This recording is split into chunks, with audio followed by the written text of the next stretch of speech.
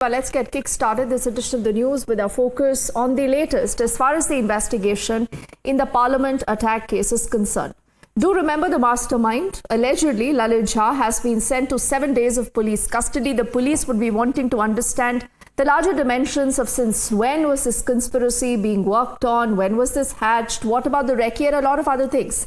But in the middle of all this, now there is also this political showdown that continues. The BJP is alleging a TMC link to the attack mastermind Lalit Jha.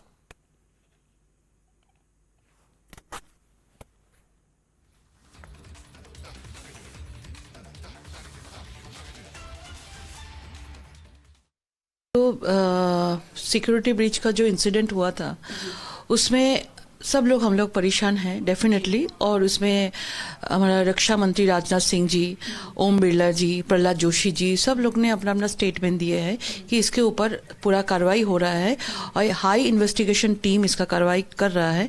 इसमें 4-5 लोग था और उसमें जो भी हुआ था पूरा प्री प्लान था, और उसमें जो ललित जिसको मतलब खोज नहीं मिल रहा था उसका जो ललित के साथ तृणमूल एमएलए तापस रॉय के साथ ललित का ये कनेक्शन आप बोलेंगे तो, क्योंकि जहाँ पे भी टेररिस्ट का कुछ होता है तो बंगाल से ना कोई कुछ कनेक्शन वहाँ पे मिल जाता ही है, क्योंकि बंगाल मतलब जो हम लोग बोलते हैं कि जंगी का जो होता है, जंगी टेररिस्ट जो बोलते हैं, टेररिस्ट का पूरा डेरा है और पूरा खुल्ला पश्चिम बंगाल में टेररिस्ट पूरा घूमते हैं।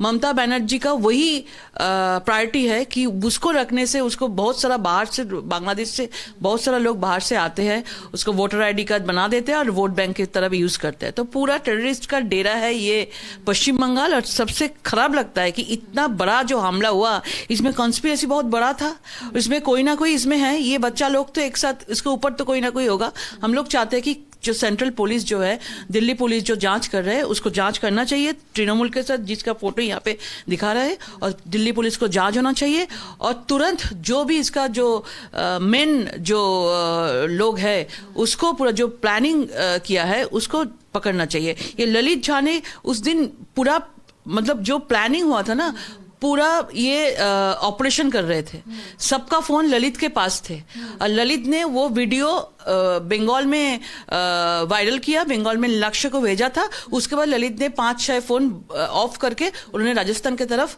भाग गए थे।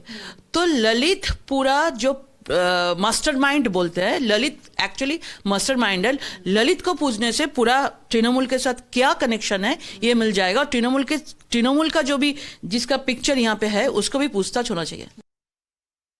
देखिए, हम आरोप क्या लगाएं, तो सारे साक्ष्य आ रहे हैं।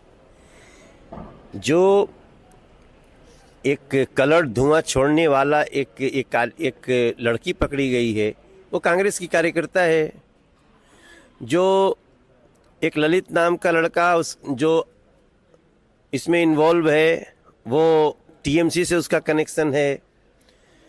तो हम आरोप थोड़ी लगा रहे, तो आंखों के सामने दिख रहा है।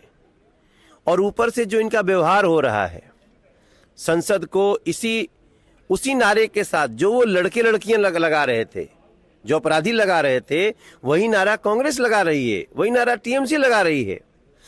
तो ये कितना बड़ा कनेक्शन है। और अगर ये समझते हैं कि इसको हम हल्के में लेकर के आगे बढ़ जाए तो नहीं हो सकता, क्योंकि ये 13 दिसंबर को घटना घटी है।